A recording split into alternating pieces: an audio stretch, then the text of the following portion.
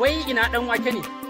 Malam dan wake ya zagaya nan wurin fitsari ke ji ne ya dan kama shi ne zagaya. Yawwa. To ni da ma waya ne muka yi magana da shi. Ga wayan na zo da shi kuma amma dan wulakanci nan fa yace mu haɗu. Inda dai baya nan ba zan tsaya ba zan tafi. Kai haba dan mundirin ka nan fitsari na shiga gidan Allah haba yawa. Haba dan mundirin ina dan zaga ne. Dadi na da kai baka da hakuri ne. Maganar wayan ne? Ga ta. To yawa. Madalla.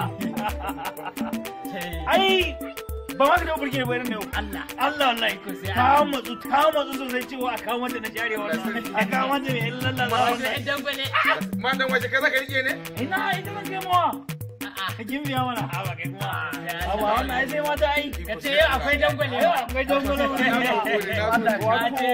ni ina ganin zan tafi gaskiya za ka wuce bawan Allah nan ne Audu Kwarkwar ya fada shadda shine za mu Allah ai ba Allah shi kyauta wato me ma zan jira kai wurin yanke mata abinta kaga yanzu lokacin sallah yi sai mu je mu sallah ko to ya kamata ya tsaya sallan nan yawwa ban je dauko abin Allah ya kuje mun haka ne ya kamata ne kuma dan wake yanzu tuntuni ba ku san da maganar sallan ba sai da aka kawo mun wayannan to ai minti ne haka ni da alwala na ma Allah sai ku hanzarta Allah a zuwa yayi da Aisha